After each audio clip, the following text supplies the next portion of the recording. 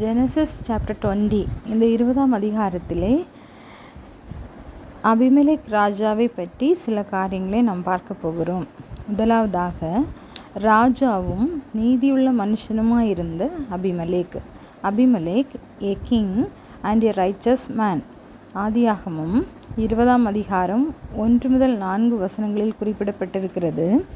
Abraham அவ்விடம் விட்டு தென் தேசத்துக்கு பிரயாணம் பண்ணி காதேசுக்கும் சூருக்கும் நடுவாக குடியேறி கேராரிலே தங்கினான். அங்கே ஆபிரகாம் தன் மனைவியாகிய சாராளை தன் சகோதரி என்று சொன்னதினாலே கேராரின் ராஜாவாகிய அபிமெலேக் ஆள் அனுப்பி சாராளை அழைப்பித்தான். தேவன் இரவிலே அபிமெலேக்குக்கு சொப்பனத்திலே தோன்றி, நீ அழைப்பித்த ஸ்திரீ நிமித்தம் நீ செத்தாய், அவள் ஒருவனுடைய மனைவியாக இருக்கிறாளே என்றார். ஆகையால் அவன், ஆண்டவரே, நீதியுள்ள ஜனங்களை அழிப்பீரோ என்றார். இங்கே அபிமெலேக் தான் செய்த தவறை கர்த்தர் உணர்த்தின போது உடனே உள்ளத்திலே வாதிக்கப்படுகிறார். இவர் ஒரு ராஜா, தான் செய்த தவறை மறைக்கவும் முடியும், அதை சரி என்று நிரூபிக்கவும் முடியும். ஆனால் அவர் கர்த்தரிடம் கேட்கிறார், ஆண்டவரே, நீதியுள்ள ஜனங்களை அழிப்பீரோ என்று. இதிலிருந்து அபிமெலேக் ஒரு நீதியுள்ள மனுஷனாய் நடந்தவன் என்றும் கர்த்தருக்கு பயந்து நீதியுள்ள மனுஷனாய் செயல்பட்டவன் என்றும் நாம் அறிய முடிகிறது. நாமும் கூட கர்த்தருக்கு பிரியமாய் அவருக்கு பயந்து நடந்தாலும் அனுதினமும் தவறுவதற்கு அநேக வாய்ப்புகள், பாவம் செய்வதற்கு அநேக வாய்ப்புகள் உண்டு. நாம் செய்வது தவறு என்று கர்த்தரால் உணர்த்தப்படும் போது அதை உடனே ஒப்புக்கொண்டு அதை முற்றிலுமாய் விட்டுவிட்டு பாவம் செய்யாதபடிக்கு நம்மை காத்துக்கொள்வோம். பிறனுடைய வீட்டை இச்சியாதிருப்பாயாக.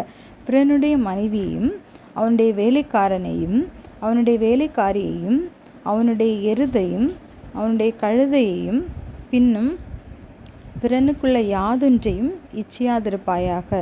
இது 10 கற்பனைகளில் ஒன்று. இரண்டாவதாக, உத்தம இருதயத்தோடும் சுத்தமான கைகளோடும் செயல்பட்ட Abimelech acted with a pure heart and clean hands. ஆதியாகமம் 20:5-6 வசனங்களிலே, இவள் தன் சகோதரி என்று அவன் என்னோட சொல்லவில்லையா?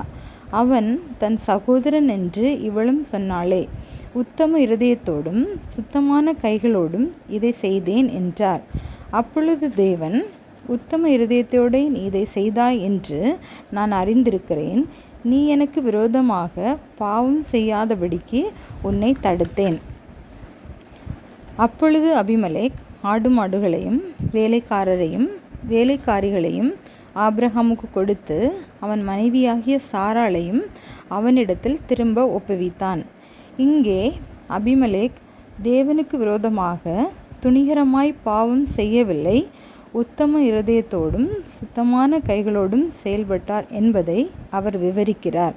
ஆனபடியினாலே கர்த்தருக்கு விரோதமாய் பாவம் செய்யாதபடிக்கு கர்த்தர் அபிமெலேக்கை தடுத்தார்.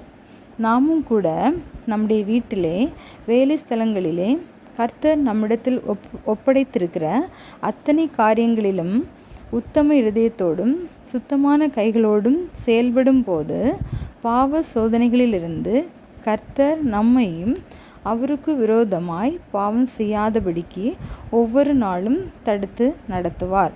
கர்த்தருடைய நாமம் மகிமைப்படுவதாக. எங்களை அதிகமாய் நேசிக்கிற நல்ல தகப்பனே, இந்த நாளிலும் அபிமெலேக் ராஜாவை பற்றி சில காரியங்களை நாங்கள் கற்றுக்கொள்ள எங்களுக்கு உதவி செய்தீங்க. நன்றி செலுத்துகிறோம். ராஜாவாக இருந்தும் நீதியோடும் சுத்த இருதயத்தோடும் சுத்தமான கைகளோடும் உமக்கு பயந்திருந்த மனுஷன் என்பதை நாங்கள் அறிந்து கொள்ள உதவி செய்தீங்க. நாங்களும் பாவம் செய்வதற்கான வாய்ப்புகள் வரும்போது பாவ சோதனைகளிலிருந்து எங்களை விலக்கி உமக்கு பரிசுத்தமும் உண்மையுமா எங்களை காத்துக்கொள்ள எங்களுக்கு உதவி செய்யுங்க. மற்றவர்களையும் பரிசுத்தத்திற்கு நேராக வழி நடத்த எங்களுக்கு கிருபை செய்யுங்க. இயேசுவின் மூலம் ஜெபிக்கிறோம் நல்ல பிதாவே. ஆமேன்.